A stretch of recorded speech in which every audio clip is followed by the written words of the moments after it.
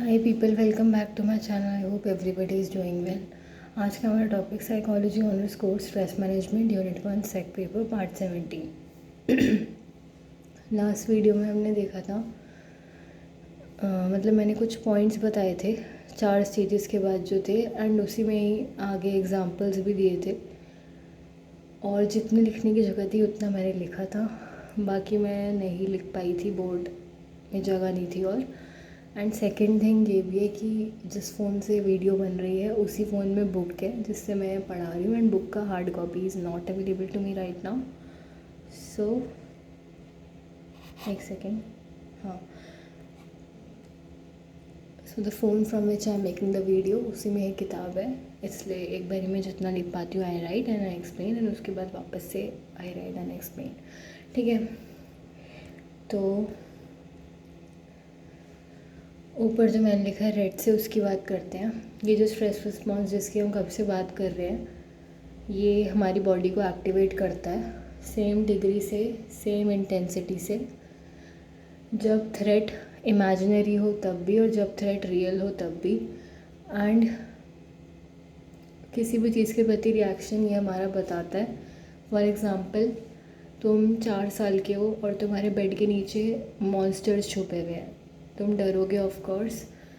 And जैसे मान लो एक आइडिया है कि तुम्हारा बॉस तुम्हें बिल्कुल पसंद नहीं करता है, या वो अब तुम्हें बिल्कुल भी पसंद नहीं करता है, वो तुम्हें निकालने वाला है जॉब से। ठीक है, that is also threat causing और स्ट्रेस इंड्यूसिंग। एंड जैसे अभी टाइम कुछ हो रहा है 12:15 समथिंग, एंड मैं टेरेस पर हूँ तो मुझे भी डर लग रहा है, बट इतना नहीं क्योंकि आदत है। ठीक है, एंड बोर्ड यहाँ पर है रूम में, तो वीडियो यहीं पे बनेगी एनी हाउ। देन आगे कैनन की बात कर लेते हैं, जिन्होंने फ़ाइट और फ्लाइट रिस्पॉन्स शब्द दिया था हमारा, हमने इनके बारे में बात की है पिछले वीडियोज़ में।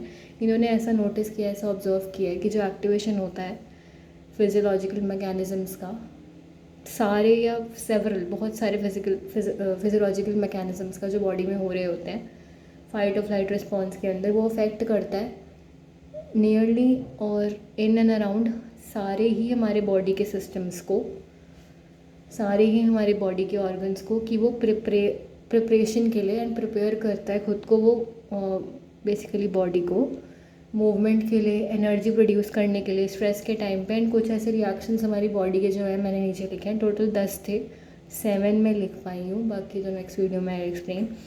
पहला कि हार्ट रेट बढ़ जाती है क्योंकि उसको पंप करना पड़ता है ब्लड को, ऑक्सीजनेटेड ब्लड को, ऑक्सीजन रिच ब्लड को मसल्स की वर्किंग के लिए, एंड मसल्स के पास भेजना पड़ता है to pump oxygenated blood to working muscles. And then blood pressure increase होना, क्योंकि हम ऑब्वियसली थ्रेट में हैं और स्ट्रेस में हैं, मतलब थ्रेट हम फेस कर रहे हैं एंड स्ट्रेस को भी हम कन्फ्रंट कर रहे हैं, तो ब्लड प्रेशर इंक्रीज़ हो जाता है एंड हमें ब्लड को भेजना है मसल्स के पास, इसलिए भी। एंड वेंटिलेशन इंक्रीज़ करना, क्योंकि मुझे working muscles, WM is working muscles, वो जगह कम थी इसलिए मैंने ऐसे लिखा है, तो उसमें कंफ्यूज होने वाली बात नहीं है। वेंटिलेशन इंक्रीज़ होना, क्योंकि मुझे वर्किंग मसल्स के पास O2 यानी कि ऑक्सीजन सप्लाई करना है एनर्जी मेटाबॉलिज्म के लिए। सीरम या ग्लूकोज का इंक्रीज़ हो जाना बॉडी में, मात्रा या अमाउंट, मेटाबॉलिक प्रोसेसेस के लिए मसल कॉन्ट्रैक्शंस के दौरान। एंड मस्कुलर स्ट्रेंथ इंक्रीज़ होना बॉडी में, क्योंकि थ्रेट या स्ट्रेस जो है वो फिज़िकल नेचर का भी हो सकता है, मुझे उसमें लड़ाई भी करनी पड़ सकती है, हाथ पैर भी हिलाने लग पड़ सकते हैं। ठीक है, या किसी से बच के भागना भी पड़ सकता है सॉरी, तो उसमें मस्कुलर स्ट्रेंथ चाहिए।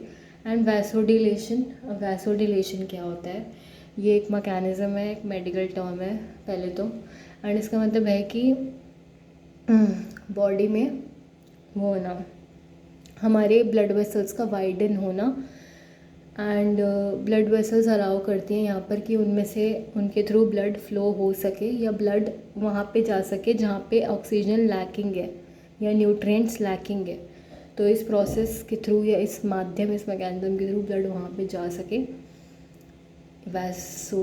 वैसोडिलेशन। एंड इसी के दौरान ब्लड प्रेशर कम भी होता है, मतलब it lowers the blood pressure too. तो आर्टरीज़ का वैसोडिलेशन होना बॉडी के पेरिफेरी में, यानी कि आर्म्स और लेग्स के through, with greatest muscle mass, ज़्यादा मसल मास के साथ। फ्री फैटी एसिड्स का इंक्रीज़ हो जाना, मूवमेंट एंड उनका कैपेबल हो जाना ऑफ मूवमेंट, बॉडी में मूवमेंट होना उनका, क्योंकि वो एक एनर्जी का सोर्स है। ज़्यादा लंबे तक अगर हमें कुछ एक्टिविटी करनी है तो उस केस में एग्जांपल रनिंग, ठीक है।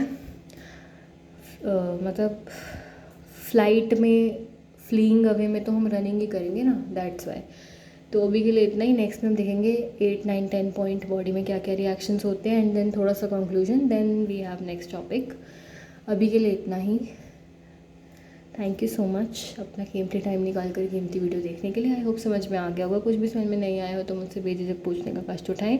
एंड हाँ, डेसिबल का मतलब यही होता है। नेक्स्ट वीडियो में जो पुरानी वीडियो में, लास्ट वीडियो में जो वर्ड था डेसिबल का मतलब होता है प्यूपिल, या वो कोई फॉलोअर होना। पहली बात तो किसी ऐसे इंसान का जिसने तुम्हें पढ़ाया है, मतलब you are following your teacher, and किसी स्टूडेंट का अपने टीचर को फॉलो करना बेसिकली, मतलब किसी का स्टूडेंट जो है वो उसे फॉलो कर रहा है।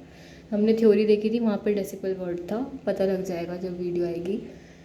अभी के लिए इतना ही। थैंक यू सो मच अपना कीमती टाइम निकाल कर कीमती वीडियो देखने के लिए। आई होप समझ में आ गया होगा। कुछ भी समझ में नहीं आया हो तो मुझसे बेझिझक पूछने का कष्ट उठाएं।